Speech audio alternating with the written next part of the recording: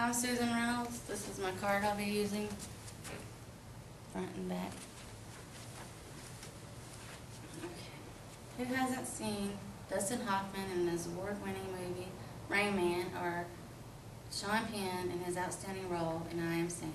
If you missed those, maybe you've seen a heartfelt movie, Radio, or What's Eating Gilbert Grape.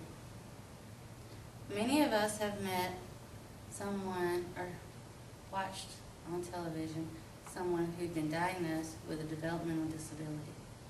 Although we've seen and met someone, does that really mean that you understand what this disorder is? When researching mental retardation, it made me aware of what developmental disability truly is.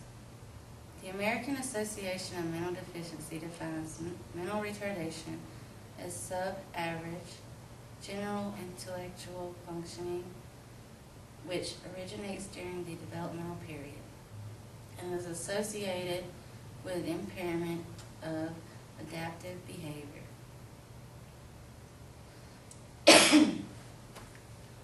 Encyclopedia of Medical Disorders. Intelligence is measured by a person's IQ level and a standardized testing score lower than 70 to 75 is a diagnosis of mental retardation syndrome. We take advantage that we can get up every day, get dressed, go to work, drive, brush our teeth, and do all the daily things that we do. I know someone that works and he's been diagnosed with mental retardation syndrome. He is a mild case of it, but he goes to work, he drives, he takes care of himself and earns a living. I also know another person who lives in a home who has assistance getting up in the morning, brushing his hair, brushing his teeth, bathing, going to his day habilitation center, and with assistance throughout his entire day. A diagnosis is to be made by the time you are 18. Otherwise, you will not be classified as mental retardation syndrome. An IQ testing places a classification of profound, severe, moderate, or mild.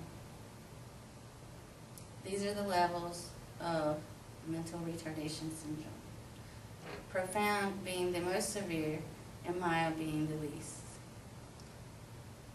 Adaptive behaviors are impaired when normal mental abilities are unable to function adequately, making it harder for a developmentally disabled person to function as a normal society says we should.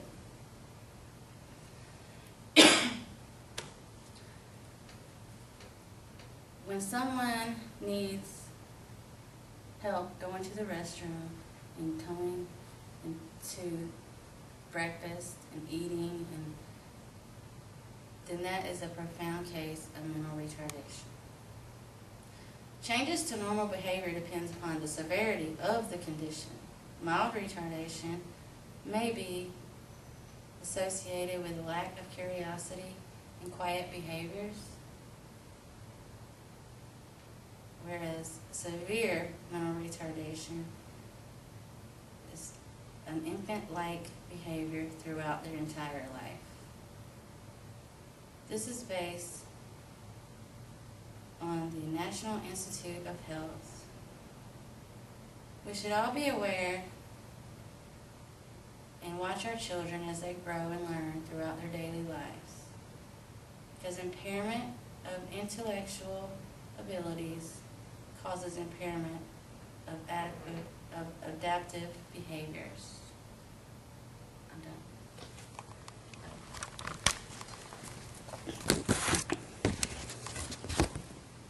This is my audience.